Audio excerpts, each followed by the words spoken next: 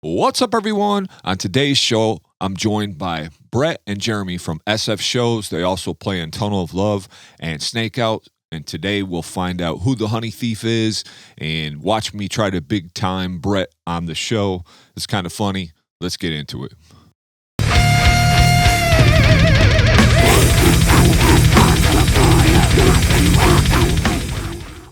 All right, today I want to welcome Jeremy and Brett to the show. These guys are multifaceted dudes. They run the SF Shows, so we'll be talking about that. We're going to be talking about Snakeout, and we'll probably touch on Tunnel of Love as well, two of the bands that they're in. So thanks for coming on the show, y'all. Oh, yeah, thanks for having us. All right, thanks you for already having fucked up. I just didn't have it in me. I was sitting here and I was like, I'm going to do it, but I was like, I better not. That's why I said it's not possible. But you've seen Uncle Jer on the show quite a few times now. I mean, 4 or 5 at least at this point. 6 or 7. Yeah, maybe even that. So, but this is Brett's first time here, so welcome to the show, brother. I did do a little a thing at Heart on Your Sleeve. Oh, yeah, Fest that's right. one We time. did do that. Yep. So That was a little disrespectful that he forgot all about you. Oh, I'm sorry, dude. Yeah, that is disrespectful. You know how many bands and people I meet and talk to? Oh, you're going to big time us after disrespecting us? No. You know how many people I talk to and I can't remember shit stains like you? I think it's more or less I just can't remember shit. Has nothing to do with the people. That was a minute ago, too, to be fair. TOL playing Heart on Your Sleeve. Oh, that yeah. was, what, like first year? No, that was Snakeout. Yeah, that was first year, right? That was a long time ago. Yep. So, with that being said, let's talk about whatever you guys want to talk about first. Let's get into the Snakeout. I want to talk about that. Yeah, it's fresh cool. on my mind.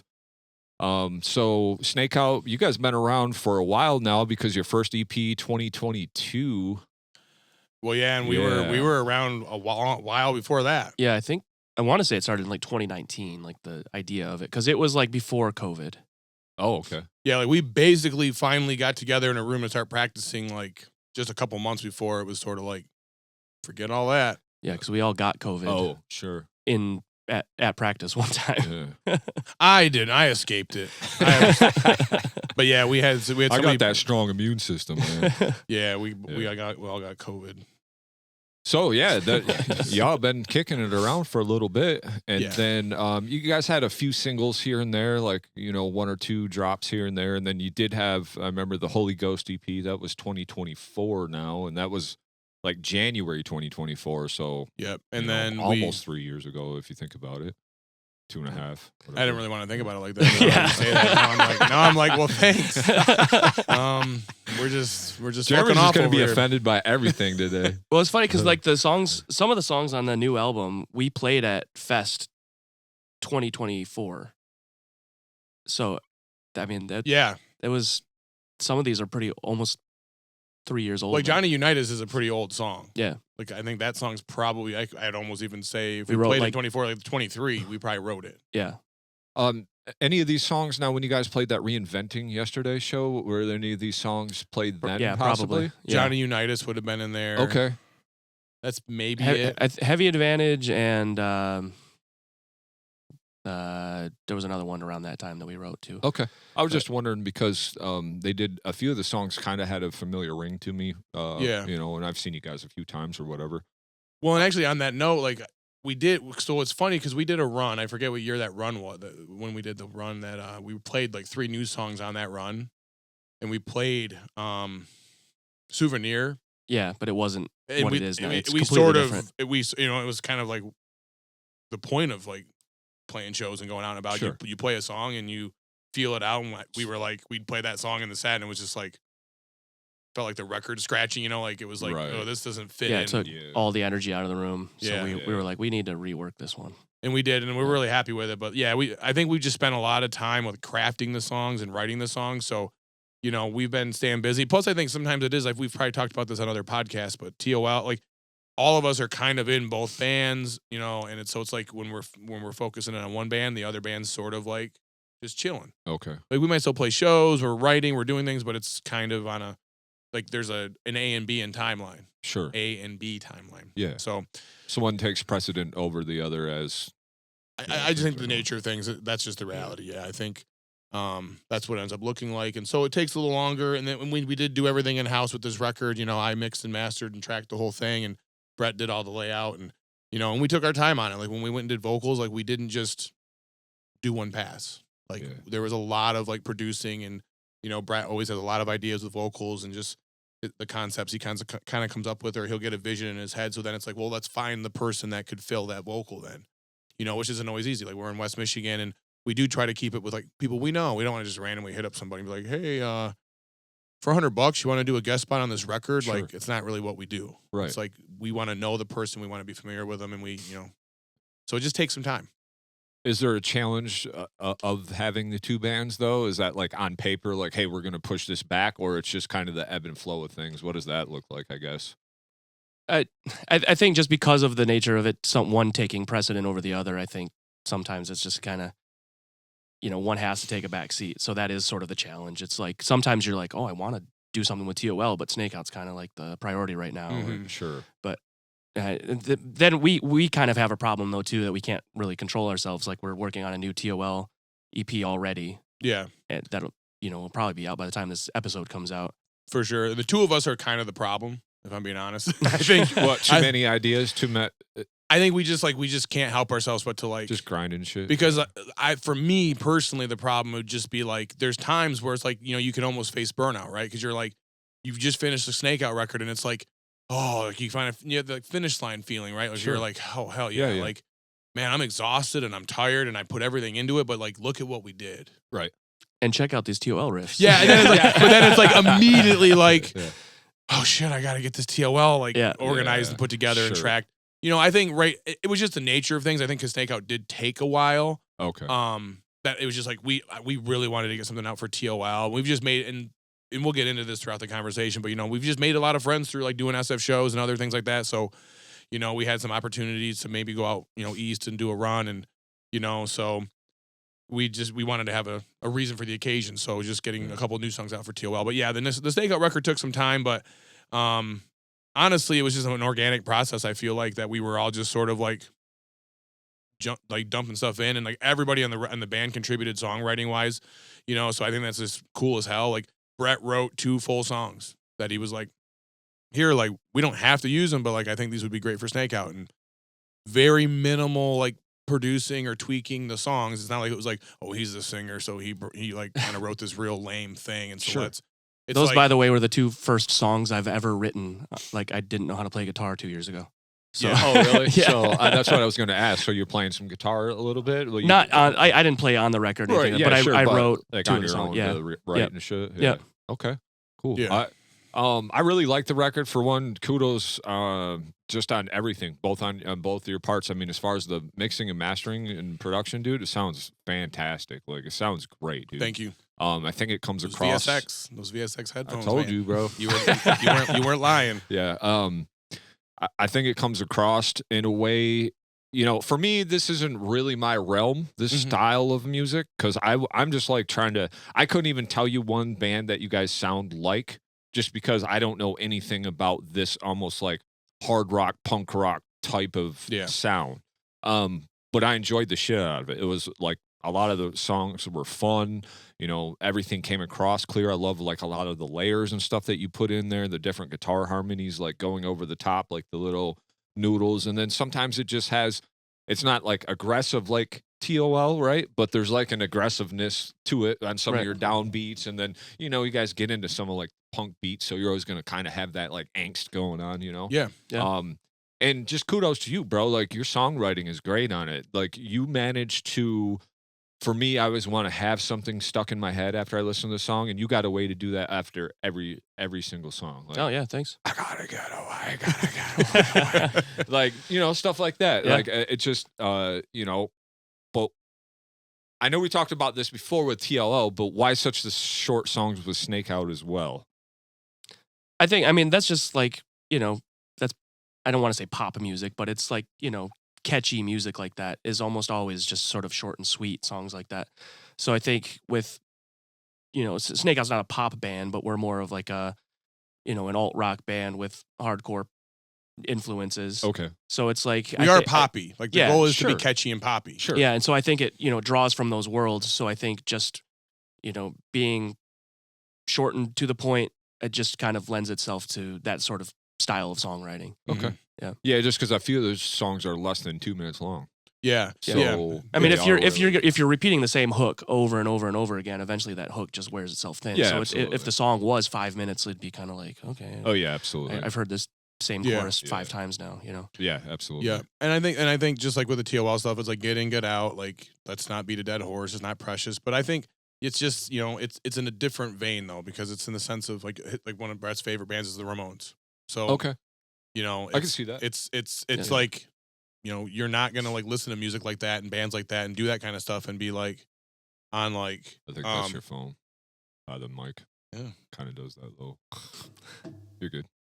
Anyway, you won't hear it in the recording. It's it's just the nature of that music. I think it's short. Even if it's not, I mean, I think of like all like more alternative bands or indie bands that we might listen to. It's like their songs are like 2.5 minutes long. It's not necessarily even the punk and hardcore element. It's just, I think more of maybe an underground element or like a DIY element. It's like just, don't jerk yourself off. Play the song.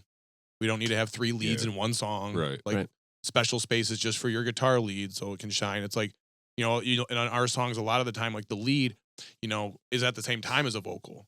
But then like that comes into the mix is like making sure that vocal stands out. But then, we don't need to have like, okay, let's have like the 30-second break for a lead. It's like, or a jam part or whatever. It's like I'd rather have layers and have like a cool song and like a really catchy chorus that has like layers to it than to have like this like show off time. Yeah. Like I said, the hooks were great. I really like the title track, Honey Thief. That's a really good track. Great melody on Dead Eyes.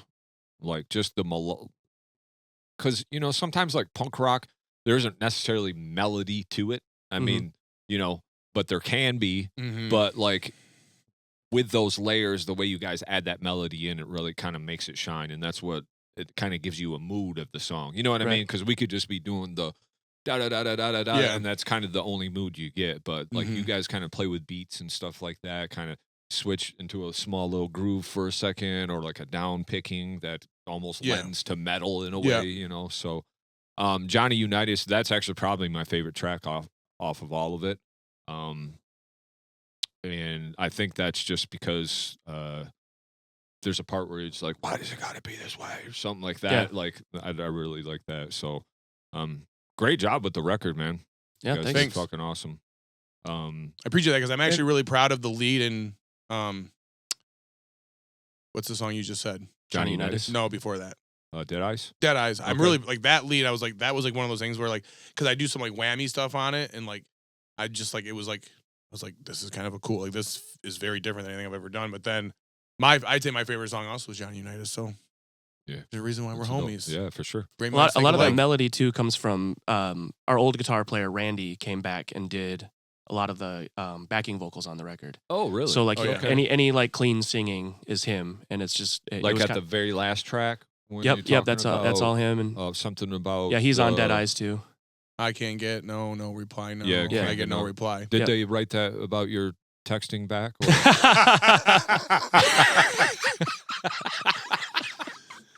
Just wondered. Shots fired. I am going to be offended this entire podcast. And they come with love. Just know that, buddy. Always come with love. Yeah, of course. Heavy Advantage. That one's a little more on the aggressive side, but yeah, that was one of the older ones from the record. Yeah, that we wrote quite a while ago. Yeah. And that one has the like you say Snakeout on that song. Yeah. So that's kind of cool. I like that. Just the one little time. It's just like just to kind of reference the band. I think we wrote that when a practice fell through.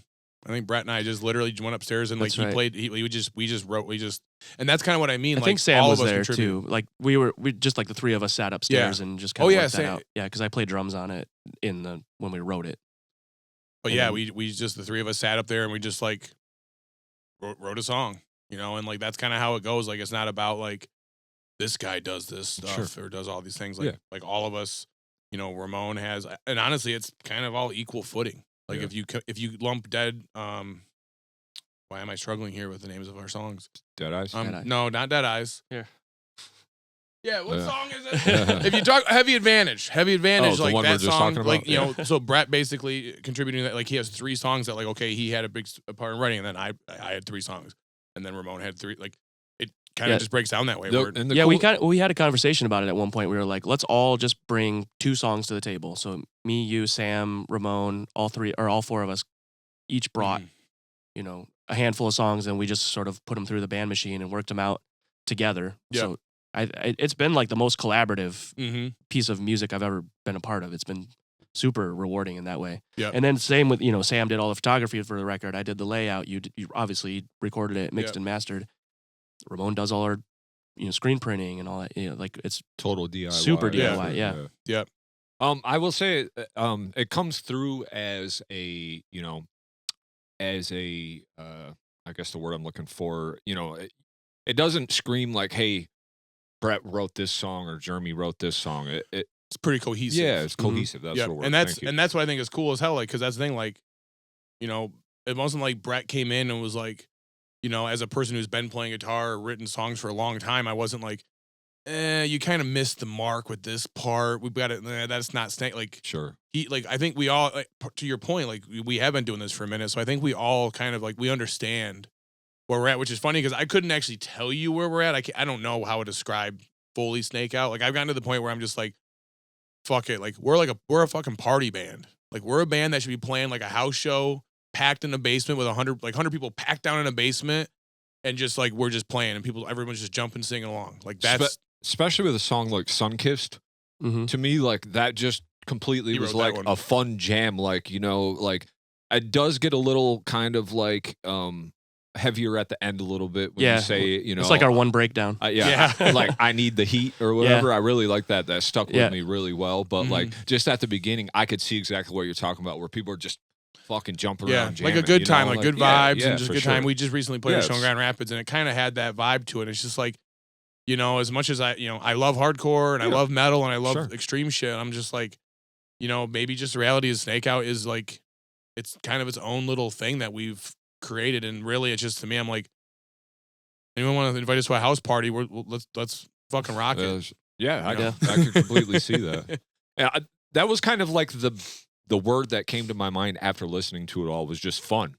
It's like a fun record, man. Yeah. You know what I mean? It's not too aggressive where you couldn't invite family to come watch it, where they'd be like, oh, Brett's just screaming. Because, you have a little aggressiveness in your voice, but I can tell every word, and you're not over the top with some fry vocal or getting all red in the face when you're, you know what I mean? Like, and even the lyrical content isn't anything that's too, like, abrasive. And if you read between the lines, you can pick up on some things. But ultimately, it's, it is fun. If you just want to be mindless, you can be like, hell yeah, like, I do need the heat. I do need the heat. Yeah, absolutely. Give it to me. I need the heat. I do like honey. I'm going to steal some. I really like the So Easy track, too. It's got some good groove on it. Like, that one kind of gets a little more groovier, but the beats kind of change throughout, almost measure to measure a little bit. It kind of flip-flops into a groove and then almost like an upbeat and kind of gives a good vibe. And then I like the dynamics, and then when you guys speed it up at the end on that one, like you guys kind of get a little faster, and then at the end is just kind of like punk rock. It'll as never fast be. As it goes. It'll never be. Yeah, exactly. Yeah, it kind of slows down and then back up. And then like Big Baby, the great intro. Like I like when you lean into some of these guitar effects that you guys have on here and some of the dynamics. Like, me personally, I would like to see a little more of that added in, just because then you're setting a vibe for the song, right? You know what I mean? Like more intros and fade outs. Yeah, and just like kind of stuff like that. Even I think it might be maybe it's on Folding where you guys kind of do the chorus and then you almost go like a little more chill after the chorus, like before you go into the next verse. If I'm not mistaken, it might be I might be thinking another song, but because I listened to a bunch and it, but. And then like with Souvenir too, like to me, like the beginning almost gave me like, especially when you stop and the delay kind of goes real quick on the guitar, but it's like dynamic intro, almost gave me like some Minus the Bear like kind of vibes a little bit, and I fucking love Minus the Bear. Yeah, obviously when you get a little heavier in there, it gets away from that because you were singing over that part too at the beginning of that when you're doing some of the clean parts or whatever. And he has his little country intro there. Oh In yeah. the end, what you buy, Yeah. you buy. That somehow that is on there, and it survived to the pressing of the record. But so I noticed there was on Big Baby though there is a guest vocal on that. Yeah. That's what you guys were that's what you were alluding to. We've got a earlier. couple guest spots on the record. okay. Yeah, and we can talk. I mean, That- do you want to? Yeah. That was kind of one of the main ones that stood out to me though. Yeah, that's our 'cause friend Mackenzie. She plays in Dawn of Agony. She plays bass in that Oh band. no shit. Okay. But she used to sing in a band called World So Cold. And I remember seeing her do like some guest vocals with Bitter Truth one time, and I was Yeah. just like, she should be on the record. Like, Mhm. Oh yeah. this rocks. So like, She does like some solo stuff too, like acoustic singing Yeah, and stuff yeah. like that. So we knew like Hutch she Maketh. sings. Yeah, Sure. yeah. So we reached out to her, and she was super excited to do it. She was like, I think that was like the first time she's ever been asked to do something like that. So Mm-hmm. she was really happy. And then Manasseh from Bitter Truth is also on Honey Thief. Yeah. Oh okay. So and he's Cool. like an old friend, and I've done guest vocals on Bitter Truth songs and stuff in the past. So I was like, well, it's time to return the favor. So Is he on Yeah. So Easy too? Like, there's another song he's on. no, Bad Break.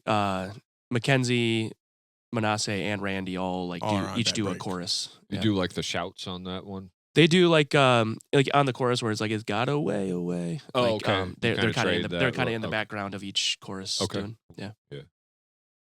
Awesome. And then Randy's throughout. Like Randy, like Yeah. it was honestly a really cool experience because I think on both ends, because when we tracked Mackenzie's vocals, it was really cool because she had like to Brett's point, she had never really done that before. She's sang or she's maybe sang on a demo, like strumming a guitar and singing just Yeah. like mic in the room type of thing. But she was a little bit like, I don't really know how do you deliver vocals like this? Like, how do you make it sound like it should sound and not just like a person screaming like a crazy person? Sure. And like Manasseh, like it was just cool. Like he went over there and was kind of like doing a little producing and like do this, like scream from here. Like it was just kind of a cool experience. And like really just felt like hanging out. Like the four Sure. of us, like me, Brett, and those two just kind of hung out for a night. And it was awesome. And then Randy, we did the situation with Randy was a couple sessions, wasn't it? It might have been. I know it was the three of us hanging out in your studio Yeah.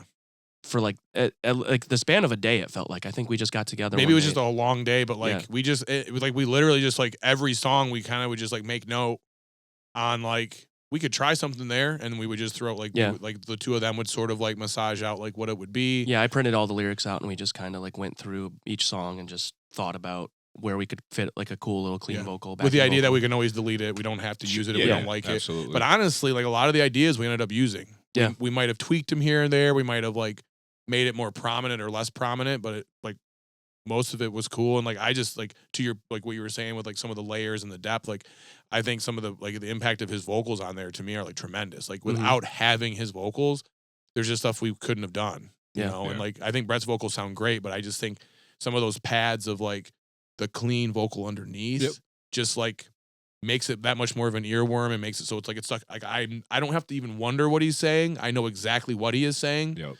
And it's But a stuck lot in of my that head too, now. you would always talk about like how you were just gonna make it. Like, I'm gonna make this part sound.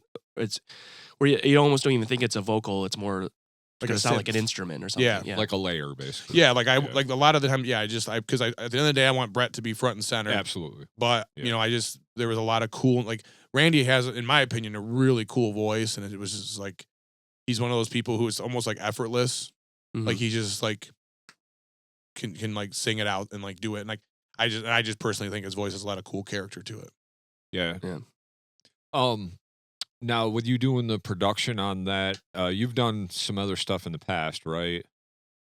Couple things, nothing ever this elaborate. Like this was a whole like I joke with people. I'm like, when I did the TOL record, that was sort of like my certificate. You know, not even associates. It's like I got my certificate in recording after that. Sure. This, I'm like, I damn near have my bachelor's done. Yeah. Like after the Snakeout record, like the things that I like really dug into and was processing, and just to do every single thing from start to end. You know, like that beginning of Big Baby with the surf guitar. You know, it was kind of this back and like, okay, let me write a synth part. Let me write a little like organ part on that now.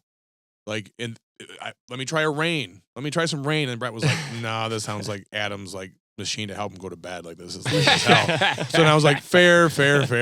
And then so I scrapped that and I wrote like that organ part that goes under there, and you know, and then automating the organ part to like just like that post-production stuff that like I've, you know, I've never been in a band like Snakeout, right? Like Yeah. when you're talking about TOL, it's like you don't really need all that layer shit. It's pretty you don't nuts and want bolts, layers. yeah. You want like a sledgehammer smashing someone in the Sure, face. absolutely. You know, and then maybe, you know, when we did the TOL record, Brett had a lot of cool ideas with samples, and you might add some like elements like that, but Yeah. that's a totally different beast. Like that's just like, yeah, that sounds cool. It's not as much about like, well, wait a minute, what key is this in? And like what note is that right there? Or what notes do I need to play to fit that scale? You know, like it's just way more elaborate in the Snakeout production. Yeah, I mean, this was some pretty elaborate production. I mean, it sounds like perfect. And then when you sent me the TLL stuff, like that seems a little more like in your face, raw a little bit. And I think, you know, when we listened to that band, when we did that reaction episode, and like I kind of felt like that's maybe what you're going for. Where sometimes things are like, I feel like the Snakeout stuff kind of almost has to be perfect because of what you're going for. Yep. But there's still a live feel to it, right? It doesn't sound overproduced or anything like that. But when you're playing this type of pop music or whatever, you want it to sound really good. You want anybody to listen to it. TOL, on the other hand, that's a little more ugly shit. And then if it sounds a little more in your face and raw, that's almost better because you're like, it's real dudes playing real shit. Yeah. Like, and that's kind of the point. Like to me, it's like, and like that, when I approach like a record or like working with a band, it's just like, that's what you have to do, right? Like everything's not the same. Like even if you use some presets or you have some templates or you have some ways that you might structure a vocal, like the same exact vocalist on both, like I've got to approach his vocal different for TOL than I do in Snakeout. Like TOL, it's going to be buried way farther in the mix. It's going to be a lot. You're not going to hear every word. You're not going to know everything he's saying. It's like that's not the point necessarily all the time. Whereas in Snakeout, I was like, what can I do to make his voice be like over the top without being like abrasive or obnoxious? Which was pretty hard with this guy. But well, let me ask you, Brett, because I did get to sample the little sampler. You know, obviously you said you finished it up, but I want to ask you now, do you approach vocals differently, just technique wise, with both bands? Yeah, I mean, Snakeout is a lot cleaner. I mean, there's obviously a abrasive, you know, part to it, but like, I'm actually like putting melody into the, you know, into the aggression, I guess, with Snakeout. TOL, it's like, you know, just like, let me just let loose and just let her rip. Slimy and nasty, and you know, so it's basically just me doing Ray Capo from Youth of Today or doing like Infest or something like that. It's, I mean, just I hear John Brennan. You said John Brennan the other day. And John Brennan, yeah, because I can't unhear that. You said that, and I was like working on this mix, and I'm like, negative approach. That's all I hear. No. Yeah, I mean, because even when I listen to that little 5 songs, I mean, still sounds like you. Yeah. But if I didn't know better, I wouldn't really know, because I was like, his vocal approach is a little different. It's almost a little lower, a little more gnarly or whatever, which makes sense because of the nature of the band. But I was just wondering that, you know, because especially on the new TOL stuff, I'm like trying to get a little bit lower, a little deeper with my voice, because like as opposed to like the last TOL stuff is more akin to what I've done in other hardcore bands in the past, but like. I wanted to kind of try to branch out a little more with the new TOL and just get a little grimier, and almost like there's parts where I almost like was trying to, I'm not really capable of doing it, but almost trying to get like a metalcore kind of vocal to it. Yeah.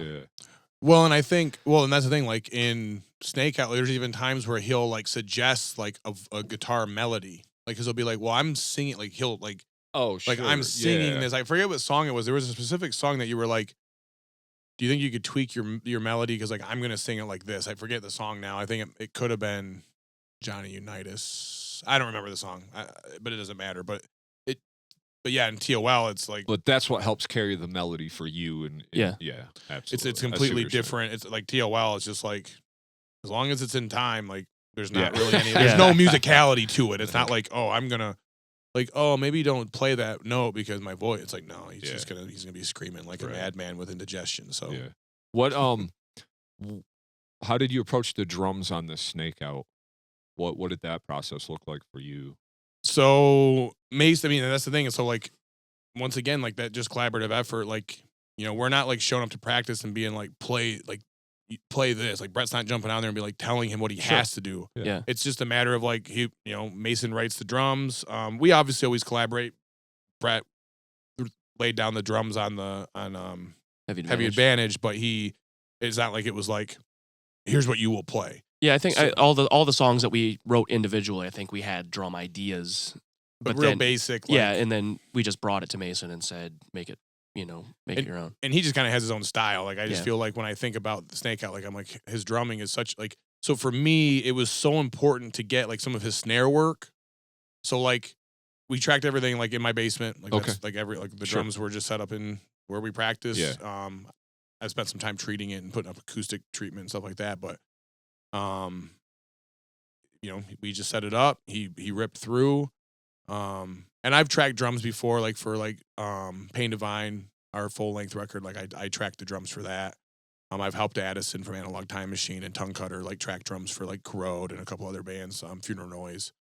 But just set up the kit, mic'd it all up. But like at the end of the day, mixing it to me for Mason, like it's like the snare work. Like he does a lot of like kind of ghost note stuff, or he does like flams, and like he'll just like he kind of has a lot of pop to his snare and like flavor. Sure. And I always think of him as like a very bouncy drummer.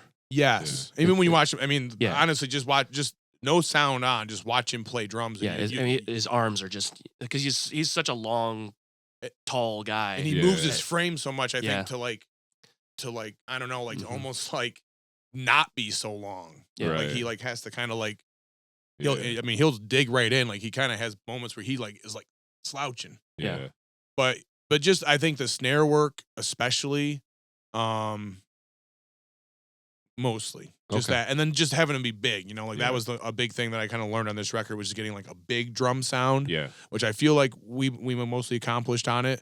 No, you absolutely did. The drums sound good, and a lot of times I think drums make or break the whole record. I think a lot of people can get good guitar tones. A lot of people can record vocals decently because you don't need a whole lot. Drums are where it starts to get tricky. Drums and bass for me sometimes, because bass you got to have that right tone too to cut through the mix. Yeah, add that low end. But not take away from all the other things, because it can suck up a lot in all your frequencies a bass can, But same with drums, like the way your drums sound is the way your whole record's going to sound. And how they're played. I mean, like to me, it's just absolutely. Like that's at the end of the day, like there's not a good record or a good album without a good drummer. There's studio magic, which I guess, sure, there's always studio magic, but it's like, okay, well now play it live. And it's like, if they can play it live and it's still sick, but like to me, it's like, there's no mystery. If you're like, man, this record's awesome, and you go see the band and you're like, this sucks. Yeah, absolutely. It's probably because the drummer's just not that good. Yeah. Like, because that's what you're going to notice. That's what I tend to notice. And so to me, it's like we are just lucky that, Mason is such a solid drummer. I didn't have to sit there and like replay his parts or edit his parts to oblivion to the point of, any replacement at all though? I mean, definitely there's, to me, in 2026, I don't really see a reality of like a drum recording without sample reinforcement. Even in a big studio, they still use it, and it's like these guys have all these mics and preamps and shit, and they still reinforce the drum. I mean, dude, like Andy Wallace, like in the 90s, was like had snare samples on like hard drive. Like it just was like, that's what don't even worry about this. Like I've got the snare sound already. Sure. And so it's just it is what it is. Like it's not even about if the drummer can play it or not. It's not about like any of that. It's just like drums are complicated, and they have harmonic resonances. They have frequencies that we want to hear that they just don't produce. Yeah. And so having a sample can make it so cool. Now I have a tom without cymbals and kick in it. Yeah, absolutely. So now I can get my tom to sound how I want it to. Yep. There's no other, unless you're recording with an electronic kit. Yeah. But then that is all samples. Yeah. So, to me, it's not about anything other than, it's not about, oh, you're a bad engineer, or oh, you're a bad drummer, or it's a bad mix. It's like, if you want a specific sound, now if I want demo sounding drums, like then I wouldn't add those in there. Yeah. And it'd be a little less hard hitting and less impactful. But honestly, it was just, there is sample reinforcement on the kicks and the snare and the tom. I spent a lot of time on the toms just to like get a bigger sounding tom without it being like, it's kind of the same thing with bass. It's like, it's really easy to kind of switch over into like, now all you can hear is a tom. Just all the that. floor tom. Yeah. Boo. But that's kind of what you want to hear when you're in the room with it. You want to have that fucking floor tom be like, and you feel it in your chest, but it's hard to translate that sometimes exactly how you want it on the record. But. So, it was just a blend of like, what does the acoustic kit sound like? Samples, does this need more of a reinforcement, or does this need like, there's a lot of automation. So there might even be parts where it's a little bit more of a different mix on that part. Sure. So, that's a big thing, like, especially in death metal, like when you're blasting and then you're playing like the 4/4 type stuff, like you really got to be able to finesse those two different frequencies. Yeah, especially with imagine Verb. the same tune, like if he's doing more of the fast punk rock stuff, because you might not be hitting it as hard until you go to the 4/4 part, because it's just easier because you're not going as fast and you got more energy to smack it. So you do got to kind of manipulate those volumes and dynamics sometimes a little bit. But really, for me, it was just a snare. Like I wanted to make sure that I had a snare sound and I had a snare like front and center, and I wasn't missing anything with like ghost notes or with his flank, like anything he was doing. It's great, dude. Yep. It carries it. Yep. Nothing bothers me more than when I listen to something and the snare isn't carrying the music, because that's what you bob your head to. Yeah. And you're like, man, if that snare was like 3 dB louder, like your record would be that much better. Yeah. Because when your snare disappears and everybody's playing, it's like, well, what am I bobbing my head to? Just me going off the memory of knowing that I can bob my head to the riff or whatever. Yeah. Because I can keep time. But for those who can't, we need that snare, So. Yeah, 100%. No, and I just, I kind of learned how to use some clippers and just like get the drums just hitting as hard as I needed them to hit. Sure. Well, great job on that. Is there anything else you guys want to talk about the Snakeout that we may have missed or anything? Or we got a release date? We got anything else with Snakeout before we move on to the next things we're going to talk about? Yeah, it comes out August 21st. August 21st on, excuse me, sorry. Setterwind Records. Okay. Our buddies from Lansing, they also put out the Holy Ghost EP, our last Snakeout thing, and they put out the TOL record or tape. You want to hold that up for the people? And actually, a big shout out to them. Like we'd be remiss if we didn't just shout out Setterwind, because as much as it's a DIY thing, and like even with the record itself, it's a DIY label, so they're doing everything they can to help us, to get us what we need to, to save us money, whatever it might be. So like they inserted all these into the sleeves themselves. They made all the inserts themselves. Like Brett made the layout and Sam took the photos. Right. But they then, instead of paying a company extra money that, we're going to lose out on then when we're selling records, like, they just do as much as they can in-house, like, without sacrificing quality, but what can we just do in-house ourselves? And, literally at a show we just played in Ferndale over by Detroit, Luke's out there putting that, he's like, the sleeves, they came in, I don't really like them as much. Like, I like these sleeves better. So he literally was just sitting there, like, he reinserted them all into, like, new, like, higher quality sleeves. And, dope. Just those little touches, and just those, so shout out to those guys, because they are honestly some of our biggest cheerleaders, I would say. Like, honestly, sometimes the group chat is just like, that's the thing that they benefit us on. Like, just reminding us, like, man, you guys, this is cool as hell, or this sounds awesome, or like, people are going to love this. Like, it kind of helps to fill the tank a little bit. Yeah, absolutely. Yeah. Especially after all the work you put in, it's nice to know that some people enjoy it or whatever, you know. So, is that the only physical thing that you guys have then? Is just I shouldn't say just, because I know vinyl's such a fucking undertaking to get anyway, but you have records. Is there any other physical tape, CDs? No. None of that, just vinyl. Probably fucking up not getting CDs. It seems like that's like the thing that sells these days. Well, we haven't talked. People are starting to recollect physical media now, so I just didn't know if there was anything else that you guys had. For the release, just this, but I could see getting some CDs. CDs are so straightforward to get that, we just did CDs for the TOL record that came out, a year ago. Yeah. We just got CDs. So. Yeah. And it was no big deal, and it's easy enough. So it's a lot easier than pressing vinyl. Yeah, 100%. And the timeline, like, we could have something in like a week. Oh yeah. Super quick turnaround on that. All right, cool. So we'll move on from the Snakeout. Let's talk before Snakeout shows. You don't have anything in the books. You did have one. Yeah, September 3rd at the Pyramid Scheme with it's a band called Keep Flying. Yep. I don't know where they're from, but they're kind of similar, genre-wise, I guess. They're kind of like alternative, pop-punky. Pop-punk. They've got horns in some of their songs, too. They're probably a little more pop, like how like you were saying we weren't like a pop band. I would say like they're a little more in that like pop, more rock and like element, I would say. Sure. But for me, it's just it's always cool getting to play Pyramid Scheme. It's a cool venue. Yeah. Love watching bands there. My fingers are crossed that Rick Johnson will be running sound because he's my favorite sound guy. Like basically anywhere. Are we doing the record in full? No. No, we're not playing the record. We are working on throwing together a record release show at some point, hopefully in September. We just kind of have to work out those details. Yeah. Well, because we want to just do it right. We don't want to necessarily just be like, oh, it's coming out that day. We got to have the release show that day. No, absolutely. I get that. So we just want to and in part of me, I'm like, I would like people to be able to sit with these songs a little bit before the release show because learn them, know the words, come out, and let's have a cool ass show. Absolutely. Where people are singing along. Yeah, cool. Like that party vibe we were talking about earlier. Yeah. Mm-hmm. Yeah, absolutely. Fuckers better party.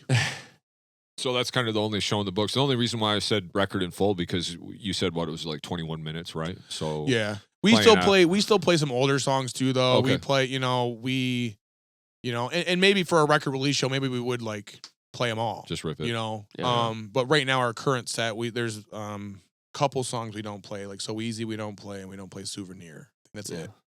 Yeah, and then we play, basically in lieu of those, we play some older songs. Okay. Yeah. They'll make it in there eventually. Yeah. That's the nice thing about having the shorter songs, though. You can choose from a lot. If you had 6-minute songs, you get 4 songs or whatever. Exactly. Exactly. Opening gig. I feel bad for when I like running sound for Phantom. I'm like, man, y'all get 2 songs. If you guys only have a 20-minute set, you don't have a whole lot to work with. I'm like, you might get 2, maybe 3 songs in there. Yeah, exactly. Yeah, we talked about that when they were on at the very beginning of this podcast because I was like, man, y'all got some long fucking songs, man. So, all right, cool. Let's talk SF shows. Now, this is and correct me if I'm wrong. I know you will. Is it Sweatfest shows? Is it like homage to? Yeah, when I stopped doing Sweatfest, I was like, and Jeremy and I started booking shows together. I still had that Instagram. I had a lot of followers on it, and I was like, well, we could just use this. And honestly, it really wasn't much more than that. I was just like, let's just change it to SF shows, and it'll be if people ask, that's where it came from. And that's what I'm sorry, I didn't mean to interrupt, bro. But wasn't that now Luke started that though? Yeah, the original one or something. In the early 2000s. Yeah, like around 2004-ish, around there. He did, I think, 4 years. And then I ended up bringing it back in 2019. Okay. And honestly, the only reason I used that name was just sort of to kind of pay homage to that. Because the first one I did was in Muskegon, and it was just oh, let's do this again, because it was just kind of like a cool thing to do. And and Sweatfest was kind of a big deal in Muskegon at the time. We had I would say, and maybe I'm being an old head for this, but I'm like, that was an era that I've never seen West Michigan. That was the most West Michigan ever thrived as a scene, period.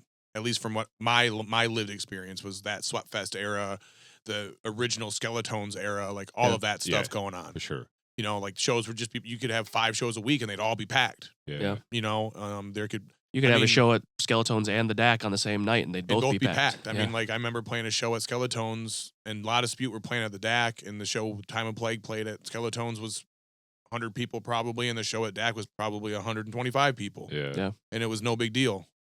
It was just. But anyway, my point is that, so I think that was, sort of the idea there was that was a really cool fest, and they did some cool things, and it's not a continuation, and that's sort of where I kind of, SF shows sort of comes through Sweatfest, because being in a band with Brett, and then putting on a whole fest is a whole hell of a lot of work. And so he would have some he would kind of organize some steering committee or planning committee, hey, let's go grab a bite to eat, and the 5 or 6 of us can just, is there anything I'm not thinking of? Is there any bands that you guys think I should hit up? All of these types of things. Can you guys, hey Jeremy, could you help out with this? Hey Sam, could you be there to take photo? Stuff like that. And it just kind of grew from there. And Brett kind of was doing his thing with Sweatfest, and he booked shows besides Sweatfest too. He would book shows, but he did the fest. And then I was just, knowing Brett better, I was like, hey, cool. I'm booking shows in the more metal realm. Will you make flyers for these shows? Will you, hey, you have a show and I have a show. I think there was a Fried Reality show we kind of merged together with Hanging Fortress, I think. Yeah. Maybe I'm right. But you know, it was a lot of like overlap, and like the very last Sweatfest, like I helped out quite a bit. Like I kind of was like, I ran over to the post show and all this other stuff. But I think for like Brad was just like, I don't mind doing this, but he's like, the fest isn't in me. Like he needed to take some time off from that. I think so. We were like, well, we don't want to. We were gonna just roll with the, you know, say we'll just be Sweatfest, you know, whatever. But it's like, then people are like, hey, when you book it, like then there's all the messaging about like, when are you doing Sweatfest? Hey, can we play Sweatfest? When's yeah. And so it was like, I think it was more of honestly just like a survival thing of like, we can't keep calling it Sweatfest. Yeah. Well, the first couple shows you and I booked together, we didn't call it anything, and then just to have a kind of name recognition, brand recognition, or whatever, I just threw that logo together and we just. Well, I think to your point, to use the marketing of the Sweatfest, because I think you kind of used Sweatfest originally for those that promote it, kind of just being like, hey. There were a couple shows in the past that I did like as Sweatfest Presents or whatever. Yeah. Okay. So, yeah. I thought I've seen like a few flyers like that that you had made or whatever. But I think the reality at that time, it was just sort of like, well, let's just focus more on shows and kind of building up a scene and some turnout. Yeah. And then let's not worry about this fucking fest thing. Like, that's just, it's too much of a beast. Let's just focus on cool quality shows from, you know, once a month type of thing. Yeah. I think that one thing that you guys are doing that I absolutely love, and it's a real good, you know, paying homage to the Sweatfest, because that when Luke was doing it, he was kind of one of the first ones to bring like bands that like a little bit bigger bands to our area, because we're just in fucking Muskegon, you know, so it's like, what the fuck is that? It's like, it's a beautiful place right by the lake, you know, there is shit happening here, but you know, however many thousand people live here, it's not a Grand Rapids or a Detroit or anything. So you guys have kind of taken that on. I thought, well, too, at least having like a headliner that will draw or whatever, you know, something 100%. Like that too, you know, or not necessarily the biggest band there is out there, which he didn't either, but you know, he brought See You Next Tuesday here, and you know, some other bands that Tony Danza, yeah, exactly. So you know, bands that are kind of like whatever mid-tier, or you know, what do you call them regional bands. I mean, I would say right? at the time they were. I mean, he had a lot of bands he brought in from like black market activities. Like he brought like Psyopus, he brought I think Pariah. You know, like he did. I mean, there were some at the time pretty big like metalcore bands and things like that. Even some like hardcore bands like the Red Baron was from Florida. You know, not like they were like the biggest band in the world, but they were a band regional. On tour. I guess you're right, like regional to.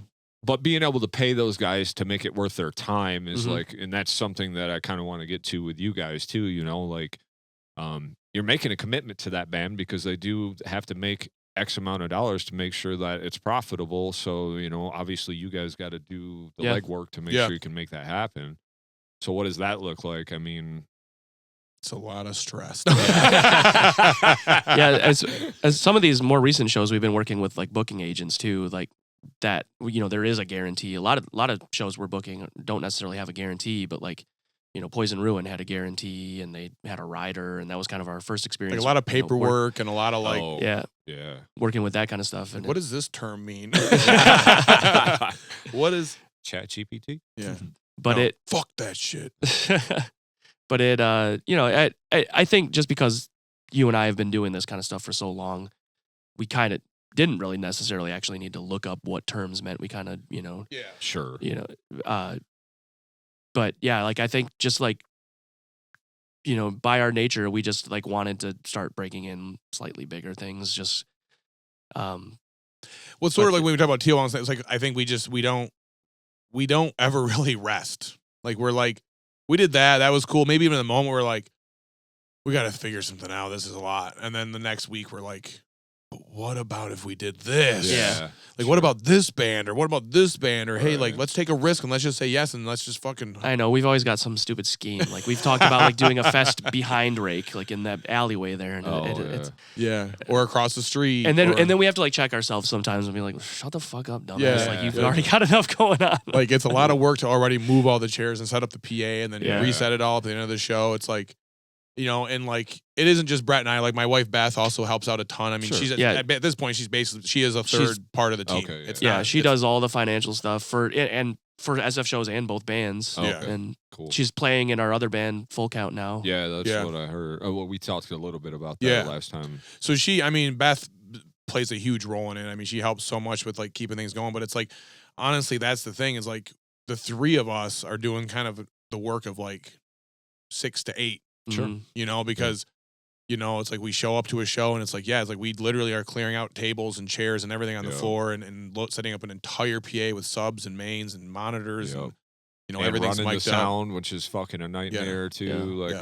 We've got our little routine down though. Like we know what we're doing. That's like good. We can go in and Beth and I just start moving stuff and you start setting everything up. And then the moment I'm like, and that's the thing. And I don't want to be like a cocky prick, but it's like, I think the struggle sometimes for Brett and I and Beth in this situation is like, so when you're good at something, it's like you don't want to not do it. Sure. Right? It's like we're good at this. Yeah. You know, but that doesn't mean it's easy. Like, you know, people are, you know, guitar is hard. You're good at guitar, but it's not easy to stay. Like, it's like if you slack, you notice it. If you haven't, it's like, and it can sometimes suck, right? Sometimes like, I don't want to run through that today. I don't want to do that. But you're like, I don't want to go stand in the heat at Rake and move tables and set up a PA. Yeah. And there's times where just like it rolls into some other things, and that's where we just probably have to get better at managing that. But you know, like we did this year, we did essentially we did a 2-day fast during bike time. Kind of on accident. Yeah, like we, you know, Danny Brewick is also booking some shows in Muskegon and at Rake. He did like Friday night, but essentially, you know, like Brett made the flyers for it. We marketed for it. I ran the sound. Yeah. You know, and then Saturday we had, you know, bands, you know, we had 10 bands play. And it was cool. Like, it was really cool to me. Like Dirty Work is a band from Grand Rapids. And I really wasn't too familiar with them, and they were cool as hell. Scrap Ritual from like, there were a lot of cool bands that played that I wasn't really familiar with. So, you know, there's also that side of it where I'm like, well, I do fucking love going to shows and I love seeing live music and checking bands out, but it's like, you asked us earlier, what is that struggle with TOL and Snakeout? Like, honestly, sometimes the struggle with all of this is it's like, I've got a Snakeout show in Detroit on this Saturday. I've got a TOL show in Lansing on Friday. And then we have 3 shows booked at Rake throughout the month. Yeah. And then it's like, we have like, how do we have 8 things going on in 4? Like, what? Yeah. You know, and we believe it or not, we have other things outside of shows that we like to do, and we like do real like family and friends and just living life. Like we always joke, we're like, we could just sell this and buy some jet skis. I mean, everything you're talking about, you're preaching to the choir, especially for me lately with this podcast, because it's just so much work, and it's kind of like, you know, it builds. Fuck it, let's just sell all our shit and buy us jet skis. What do you think? Hey, fans out there, what do you guys think? Should Jay sell all of this? Should we sell all of our stuff? Jet ski boys. They'll just go jet skiing all the time. I don't know. Well, every day it looks more we and live more in appealing. Michigan, so you're only going to get so many months out of the year to jet ski. Okay, we'll get snowmobiles too. Yeah. So we'll be the jet ski boys. I mean, I always say, like, cabin somewhere. You can use that year round. Yeah, no kidding. Hell yeah. And get away from real life. But yeah, I feel that, you know, you're doing the job of 10 people and you're just like, man, I mean, at least you guys got each other.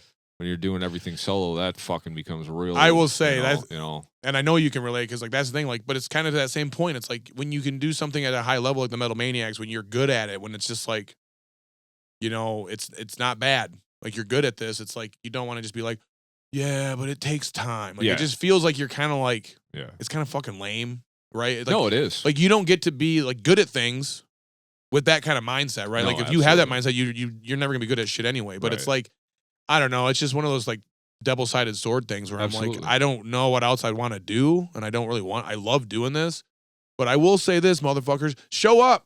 People in bands, go to shows, make it worthwhile, right? Like I don't want to be in a soapbox, and I want to be that guy that's like, start a band that sounds like this, because fuck those people that make fucking posts like that. They're like, oh, start a band, start whatever fuck band you want to start. I don't give a fuck what it sounds like, but when you start a band, to me, and I think a big thing that shifted is that there used to be like a compact of like, not that you're gonna fucking miss your kid's birth to make it to a show, but like if you're in a band and you're in the scene, like, and you don't have shit going on tonight, come out. Yeah, go check out a band or post about it, share about it, tell your friends about it, do something to contribute. And we all have lives. We all have things. I miss shows in Muskegon. I wanted to go to the show, the King's Command show. I just couldn't. I couldn't swing it because we had like 5 of our own kind of things going on that week or two. Brett is better man than me. He did go to the show.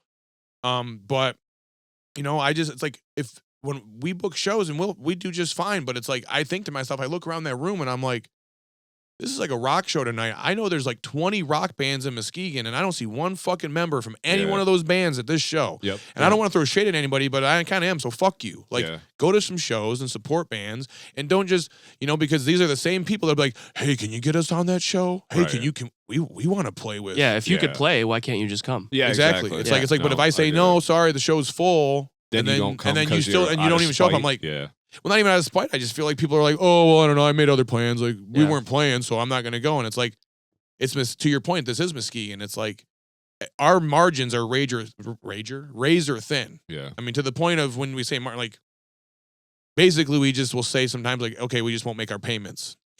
We'll take it. I'll just make that payment and we'll figure it out later. Well, yeah, I mean, don't even get it confused. Like, no one's getting rich off of these shows either. No, like, absolutely. Jeremy and I are not making any money off of these shows. We just lose money. It's we're telling you to come because we want to support the bands who are coming through. We want to get them paid. Exactly. That's always first priority with these shows, and And we do bring bands from out of town. We bring bands from out of country. We bring bands from all over the. And we just had a band from Portland play. And we it was a decent show, but like if everybody in every band that wasn't playing showed up, 100%, and it was a great show. Like all three out. bands, Boob Sweat, The Burdens, and It's You, It's Me, There's Dancing. Like all bands were badass. It was a cool night. It was a quick in and out. Mm-hmm. Shout out to your co-host Jeff. He was there. Shout out for that. And that's and that's the thing is like, I know Muskegon is not huge, but I'm like, if people that even cared a little bit went to 1 out of 4. Yeah. Right? 1 out of 4 gigs or something that were down at Rake. It's like, holy shit. Like, it would be a steady scene. It'd be a steady turnout. And like I said, I don't mean a soapbox. Do whatever the fuck you want. I get that. Go to the cookout. Go to the beach. I get it. But I feel that too. And I think about that all the time. Like, man, I need to get out to more shows. For me, it's just hard when y'all have one on a Wednesday and I got to get up at 5 a.m. Like I'm honestly, I need my sleep and I'm too old to stay out until fucking even 9 o'clock because I need to be in bed at 9. I sleep like such shit already. So it's like, but on a Friday, Saturday, I can do a better job myself at getting to shows. You've been at shows for one. Oh, yeah. You've been there. Shows. You sat there and covered all day fests on this podcast to promote it and to share it out. And you share.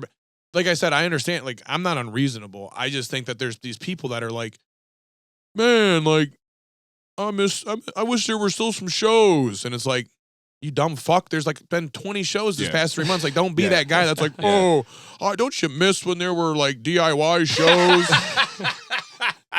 I just miss when dumb motherfuckers didn't keep their mouth shut because there's all these shows that you just don't go to. Like, what do you mean? There's a need for shows. There's plenty of shows. Fucking go to them. Yeah. Yep.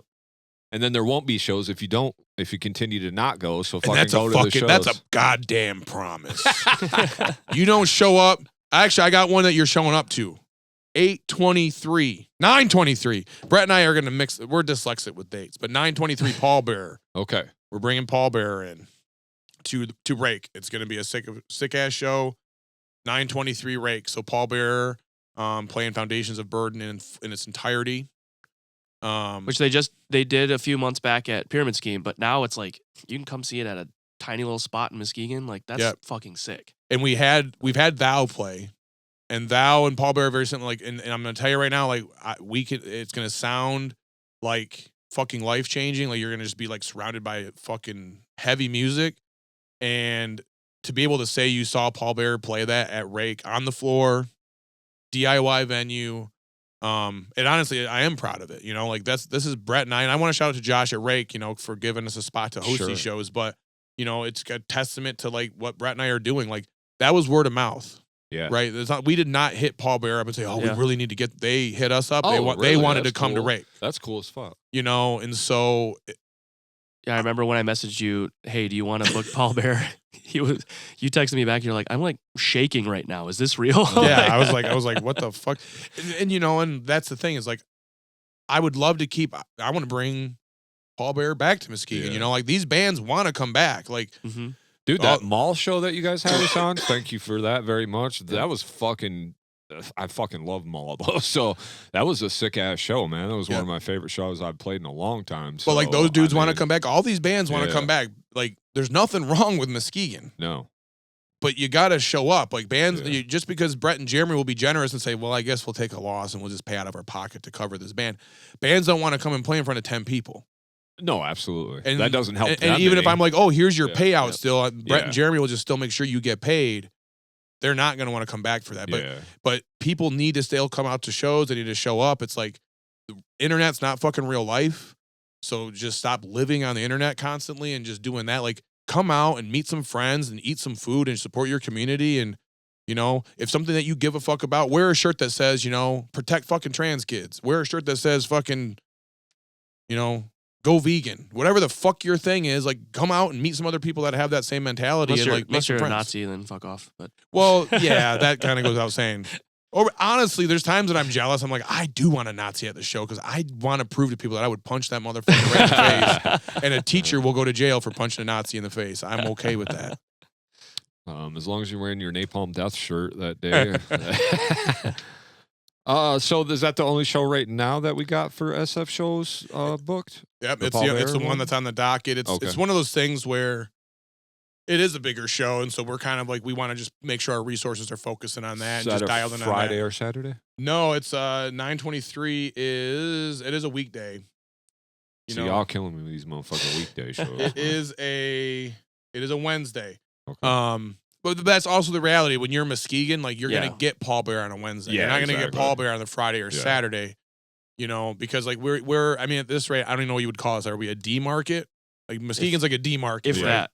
Yeah. Are we even a market? It's not a market because if your talent buyers in Muskegon are Brett and Jeremy at SF shows, there is no fucking market. Right. And it is a disappointment sometimes because I do see some things that I'll get excited about. Like, you know, like Elsie Walker, they've tried to have music. They've tried to be like, oh, we're going to be booking shows and doing all this.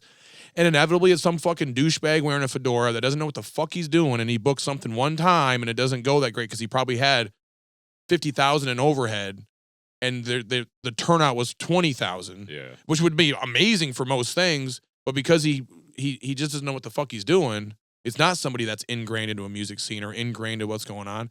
It inevitably just bombs, and then I think the people who actually have money and resources in this town will be like, yeah, there's not a need for it. But I'm like, no, there's not a need for fucking douchebags and fucking jackets and fucking fedoras, you know, sticking their nose in the music scene when they don't fucking know anything about it. Stick to accounting or wherever the fuck it is. Especially if you're just trying to make a buck, because that isn't what it's all about. It's about spreading the love of the music and, you know, trying to get new faces in front of bands that you probably like, right? 100%. So like, it's just, you know, like, there's a lot Muskegon has to offer. Like you said, it's a beautiful town. It's awesome. Like, every band that's ever played here that's not from here is always like, this is fucking awesome. I love this place. Yeah, that's like the number one comment we get. Like when we book bands from out of town, they always are like, I didn't know this town existed, but this place is beautiful. And also, number two is, and it sounded fucking amazing in here. Like, I do get a lot of credit. Jeremy gets a lot of compliments. Sounds in there. Oh, here we go. No, I'm just kidding. No, dude, you do have it sounding killer in there. Any of the shows that I went in and just watched or whatever, you know, and then playing the show too. Also, it was great. So unless we're playing, because then you have to run sound while we're playing. And I always hate it. I hate. So here's the deal. If there's anybody out there that wants to learn how to run sound, come hang out. I'll teach you everything I know, which isn't a lot, but it's good enough. And you can just run sound sometimes, and I can just play. What is the biggest thing that you have learned from running shows and with the whole SF shows thing? I don't know. It's hard. Yeah. I mean, it's that. It's just, it's a lot of work. It's not just like something you can like, just be like, oh, I booked a band from out of town and I don't really have any responsibilities here. Like, you have to like own up to those responsibilities and realize like, I got to get these guys paid. I might have to find them a spot to stay that night. I might, you know, like there's all these like little things you're not thinking about that like, you know, just. Well, and I think you have to do it for the right reasons too, for that purpose. Yeah. Like if we were like, because there is a lot of time, like honestly, there is a lot of ego bruising, or there is a lot of like, well, that kind of sucks. But it's like, but if that was why, that's why you can't do it for those reasons. You can't do it for an outcome. You can't do it because you're like, oh man, I want this to be the coolest show ever, and I want everyone to think I'm so cool. It's like, or I want to make all this money. Because or this money, or like I want it to be about me, or like I want my bands to have all the shows. And like, don't get me wrong, I'm fucking petty. Like I'll be like, I'll tell Brad like, oh well, that band, they didn't get us a show and we booked them 10 times. Yeah. You know, like shit like that, sure, but like that's not why I do it. That would be a nice perk, or that would be a cool thing to get. But like, we're not doing it for that reason. And so to me, I think the lesson I've learned is like, yeah, you don't do things unless you really fucking want to do them. Like, unless you really truly, for the thing itself, like being in bands. Like, if we were like, well, we're releasing the Snakeout record and like, man, I really hope this makes it so we can quit our jobs and like, we're going to be, you know, buying cabins soon enough. You know, it's like, or jet skis. Yeah, or jet skis. You know, I would like, if that was the reason I was releasing this record, like, it was cool, Brett. I quit. Yeah, it would be a failure. I quit now. Yeah. I quit this band. Exactly. Where do you draw that line? And like, oh, it's just a massive failure. And our goal was to get the fucking thing made. Yeah. And like, so we already accomplished our goal. Yeah. You know, like, I'm just like, that's cool as how that, like, what we did. But like, kind of the same thing with shows is like, for me, I've just learned that like, you have to do shit for the right reasons. If you're doing it for like an ego boost, booking shows will be the easiest way to have your ego just fucking smacked right off you. Because it's like, you think, yeah, man, I'm doing such a good job. And then, you know, somebody will be like, what the fuck ever, who cares? Yeah. Like, this is just another show to me or to whoever, you know? And so it's like, you can't let that be like, oh, like, maybe I don't want to do this anymore because they didn't think I was the coolest guy ever. It's like, it's not about me. That's not why I'm booking these fucking shows. Like, I've got plenty of friends. I've got plenty of things to do. I just fucking love music, and I love supporting live bands and underground bands. And that's kind of what Brett was saying, was just the responsibility that comes with booking a show. Because there are times that I see people book shows, and then it's like the day before they're like, oh yeah, I should probably promote this. Oh, hey Brett, can you, like, or even when we do stuff, sometimes it's like we work with other promoters and we see how they do it, and they're like, oh yeah, I'll get around to it next week, and it's like, the show's in 3 weeks. What do you mean you'll get around? Like, we're the kind of people where we're like, okay, no, we just have to cut this off then and like make a flyer, and we'll just have to modify the flyer later or whatever it is. And it's like, I think that Brett said it best, like that respect, like of that responsibility to the band, you know, because like we'll host bands at our house, you know, like they like bands. A lot of times will stay at our house with us, you know, and I feed them breakfast in the morning, and I'll make sure they have dinner to eat when they get home from the show, like, you know, and it's just, there is a responsibility. And like, I think you just have to, like, I want people to appreciate hardcore and metal and underground music, and how can I expect other people to if I'm not? Right. If I'm just treating it as like not my problem, I don't give a fuck where you stay tonight. It's like, that's not respecting music. That's not, like, these are artists. These are people who, like, it's bullshit. We live in a world where you can't just fucking be in a band like Snakeout and like, that's what I do. Yeah. I'm in Snakeout. Like, I write songs and record them and play them for people, and they bring people fucking joy. And I'm an artist. You know, we should be able to live in a world like that, but we fucking don't.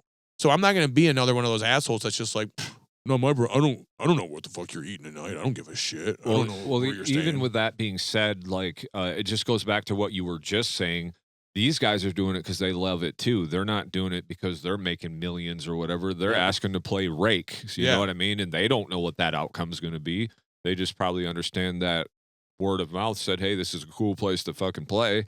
But end of day, they're just trying to share their art as well. So I just like the attitude is like, just do stuff because you like doing it, man. Like, don't expect 1 million followers on your fucking metal podcast. You know, I do this because I like to talk to the dudes like you that are passionate about things and meet new people, and, you know, same thing with running the shows or playing music in your band. Why do I still play stupid half death metal hardcore shit? I don't. I'm 45. Do I need to fucking do that? Like, what kind of dumbass goofy guy am I? But you can't not. Yeah, and then I'm like, what else am I going to do? Well, my solo project's probably going to be metal and hardcore death metal shit too. So, you know, it's like, it's just in you. Like, what are you going to do? The reality is if we all bought jet skis, we'd probably all still also be writing music and putting on shows. It would just be another responsibility, and then we'd be like, fuck, how do I have time to buy jet ski with these shows we have? If the three of us went jet skiing, like, half of the time, like, not on the jet skis, we'd be like, hey, do you guys what are you thinking about, like, playing?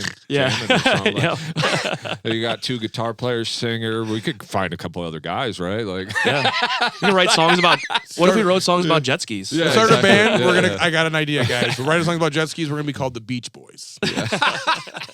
They had it right. Like, they're just like, we're just going to, like, we want to play shows on the beach. Yeah. So let's sing songs about the beach. Next Snakeout record. Yeah. Maybe we call it Skis Out. Skis Out. You said that out loud. Yeah. Want me to cut that? Cut that. Everyone pause right now for 5 seconds so that it can be cut and edited. Yeah. But But yeah, and I don't want to be I feel like this episode has made me come across as like a fucking asshole that's on a soapbox. I'm really not. If you can't go to shows, don't go to shows. I don't think so. If you, but I like, get what you're saying. But yeah, there's a reality to everybody's situation. Everybody's got Yeah. things going on, but Right. like just try. You know, Yeah. that's really the point. Is like try. Like if Yeah. a scene is about people, and you know if you like you said you've made it clear. Like if you can't make it to every show, it's no big deal. You've got things going on in your life. Everybody understands that.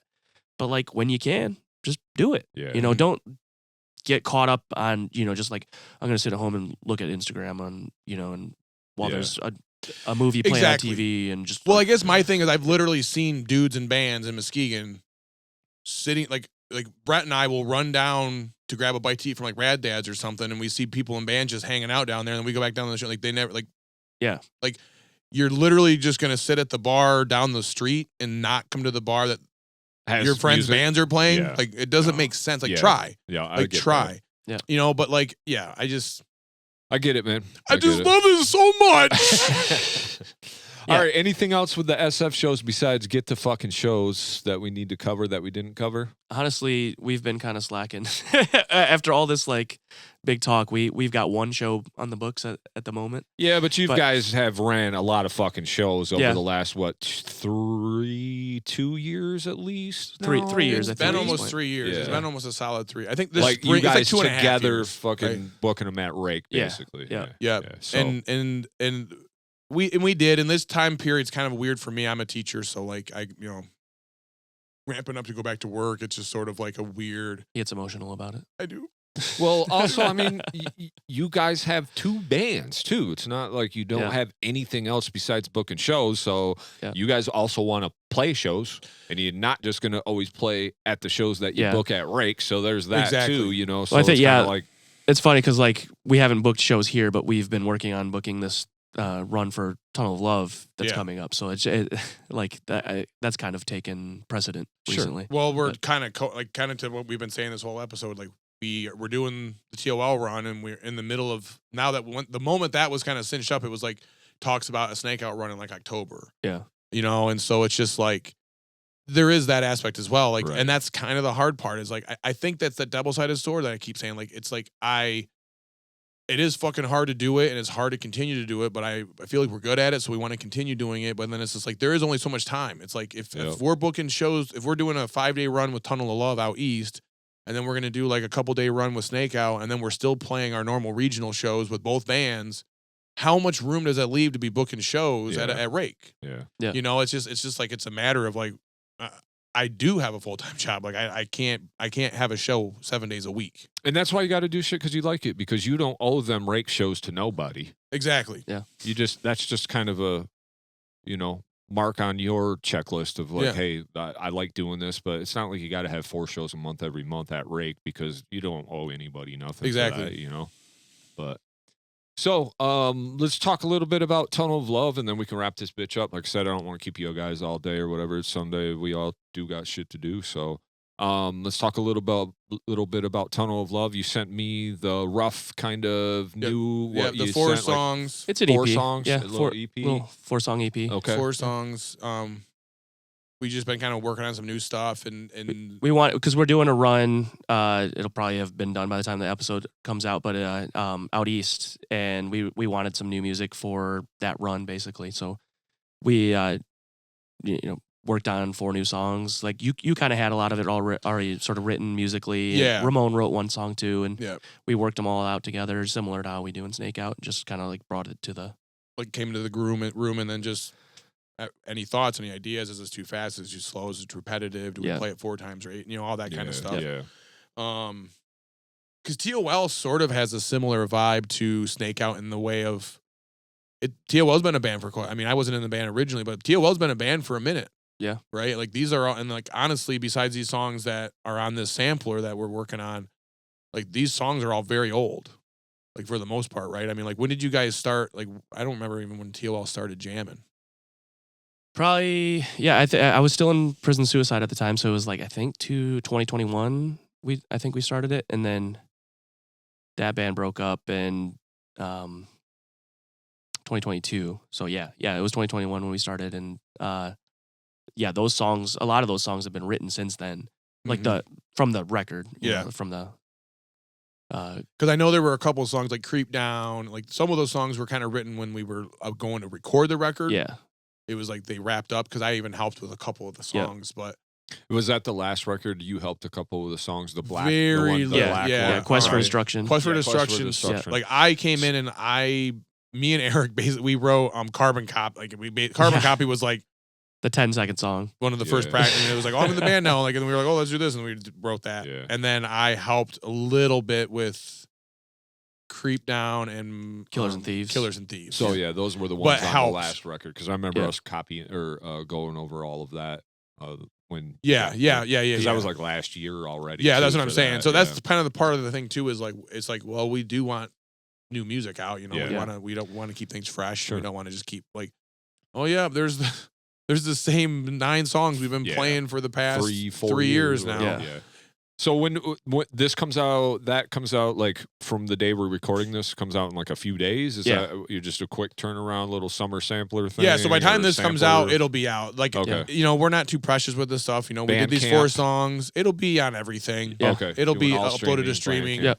Yep.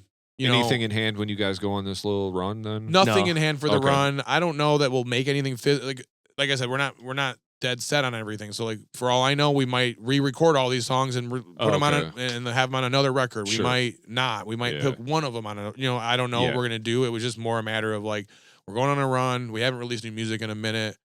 I'm off work for the summer as a teacher. Like, hey, let's get these songs. Sure. Let's get like I have like 11 or 12 songs I've demoed out. So it was kind of like, hey, pick like the 2 or 3 that you really want to just like, what are the 2 or 3 that are the most TOL that we can just kind of run with? And then Ramon had this really cool ass song that we couldn't not work on. Do something with it. Okay. Cool. And it's kind of funny because I feel like I might be mixing up with another because Ramon has tons of songs written and ideas too. But this was a pretty old idea, I think, of his. Yeah, he wrote it. I think before he was even in. Yeah, it was like I think he said like I was just sitting on this for like 5 years or something. Yeah, like, he just had this like riff written and like sitting there, and he's like, I just. You know, and I always look like Ramon's shit is like, it's always for me the most mind-boggling riff. Like so, Dead Eyes and So Easy on, Honey Thief. The Snakeout record on Honey Thief are him. Like those are songs he wrote, and it was just like, I don't know what it is. Like it took me like a month to get my mind wrapped around like what he was playing and how he was playing it, and like I just he's probably sick of hearing. He's probably like at this point thinks I'm like picking on him actually, but like I just love his playing. Like I'm like it's the weirdest shit, but it's like I think it's weird. It's like I'm like a caveman, so I'm always like 3 things. It's like this is just simple and there's not anything weird. But his riffs are very like moving, and they just honestly make cooler songs. Like to your point on Dead Eyes, like the melody can be cool because the rhythm is so cool. Like it almost has to be. Yeah. So. No, so honestly, it's just like we haven't done enough in the past year. So like, let's get some new music out, and see what's up. I could see Setter Wind saying, "Hey, let's throw it on a tape or something." If something like that came like up organically, but like, or like if you recorded a live set at Rake recently too, so we were talking about maybe throwing a couple live tracks at the end of it if we did like a like just having a little extra something on or something. Like if we wanted to do like I don't know if it was like a lathe cut or something, or if it was a tape or just something to have like. 4 news tracks, and then the B side is all just the live stuff. That's cool. That's fun. So, all right, cool. Is there anything that we missed? So we got the Snakeout record, Honey Thief, that comes out August 21st. Yep. So look out for August that. 21st. Then we got the Tunnel of Love that actually will be out by the time this episode comes out. So go listen to that. Uneasy Bleeding is the name of the EP. Okay, so. Uneasy Bleeding. Yep. You guys are going to play some shows. Not talking about dates because you guys are going to win this next week. Basically. Yeah, like before this airs, but we're really stoked because we're actually going out. We should probably talk about this a little bit. We're going out with out east, and we're playing Cleveland. We're playing Cleveland, and that'll be with our friends in Last Gasp, which is really cool. We just always love seeing those guys and playing shows with those guys. They're out of Cleveland. And then we're playing in Jersey with a whole bunch of new bands that we've never really played with, and that'll be a lot of fun because there's bands from all over, so it'll be a cool experience. Yeah, it's 2 tours meeting up together. So it'll be really cool. And then we're playing in Brooklyn, and that's the first day that we're with our guys in. No, they're playing Jersey too. Are they playing Jersey too? Yeah. We're doing 3 days with them. Oh, sick. So but a band called Sunblock from Albany, which we've actually brought them out here before. They played Rake with us, and we played with them over in Detroit. But they're from Albany, and it's funny because we joked, we were like, it almost would have made more sense if this was Snakeout doing this. Yeah. With the other bands that with you're playing Sunblock, musically, Sunblock fits really good with Snakeout, but like, especially their new record. I forget the name of the EP. I gotta shout it out, otherwise I'm a piece of shit. Because that's my favorite thing right now is the new Sunblock EP. I would say it's called Shining, but it's not. Did you say they're from Florida? They're from Albany, Albany, New York. Shit. Didn't plan shit. You're going to get a copyright takedown. Anyway. Joyride EP. Joyride. So the new Joyride EP from Sunblock, Sunbloc. No K on there. Yeah. Super fucking cool dudes. Like, they crashed at my house when they did play. And we played those 2 shows with them. And just really cool-ass dudes. And great band. Great fucking band. Incredible. Great musicians. And just, like, they fucking get it. And, like, if they're not going places, then like to our point, it's like you just gotta do it for the love because those dudes transcend most. It's one of my favorite EPs this entire year of any band, period. And they just and live they fucking bring it, they nail it. Like they're and just great dudes. So I'm just excited to have those 3 shows with those guys. We'll play Jersey, Brooklyn, and then we go up to Worcester, Worcestershire, Worcester. In Massachusetts. Now that I'm thinking about it, I might have to try to get some pizza when we're up there. Maybe that'll be my field trip. Anyway, and Detroit. Shout out South Shore Pizza. Oh, and Detroit. Yeah, and then we'll finish in Detroit. Coming back home in Detroit. But anyway, I'm just stoked for playing with Sunblock. I just want to make sure those guys get a shout out because that band's incredible. Hell yeah. And then you got September 23rd, Pallbearer with I don't how you say Ord and with Funeral with Noise the H at the end. Oh, okay. Yeah, cool. Ord and then Funeral Noise are playing that, which I'm stoked on because I haven't seen those guys in a minute, and they're just to me one of the best bands in West Michigan, especially to be opening for Pallbearer. Like, couldn't be more perfect. Than that lineup. Big doom show. Cool. All right, is there anything that we missed? Full Count demo eventually. Okay, so another band? Yeah, that's all me basically. Okay. No, it's all Brett. I wrote all the songs and played everything on the demos that I've done so far, and then we're gonna record all of it at your house. But I'm still planning on playing every instrument. And then Jeremy, his wife Beth, and the drummer from Tunnel of Love, Eric, have been playing with me live. So it's all just kind of like more straightforward hardcore, like kind of 80s influence, like SSD kind of stuff. Like OG shit. Youth of Today. Okay. Yeah. Kind of a little bit of Rival Mob influence too. But 2 bands wasn't enough. Yeah, no. Okay. This was honestly just kind of me fucking around in the basement and just just getting your ideas out there. Yeah. Basically, it was me learning how to play guitar. And just like, as I was teaching myself, I was writing songs and or learning songs or stuff like that. And so. And it is very different. So like, it's not like it's like, oh, like it's just a third band. It's like, it is truly kind of like a solo project in the sense of like, I approach it that way too. Like, I'm like, if he brings a riff or brings a song, like, I'm not going to be like, change this, let's play it for like, that's dumb or that's cheesy. Like obviously I might suggest something, but at the end of the day, it's like, it's not for me to put my hands all over it. Absolutely. It's another man's thing. Yeah. So I respect that. Never put your hands on another man's thing. That's a great way to live. Unless they want you to. Unless they say, put your hands on my thing. Consent does matter. And then I might put my hands on that man's thing. I might.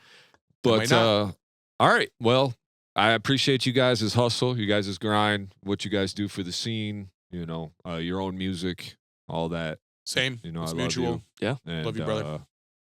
So y'all keep it metal, keep it hardcore, keep it whatever you want to keep it, but just keep it real.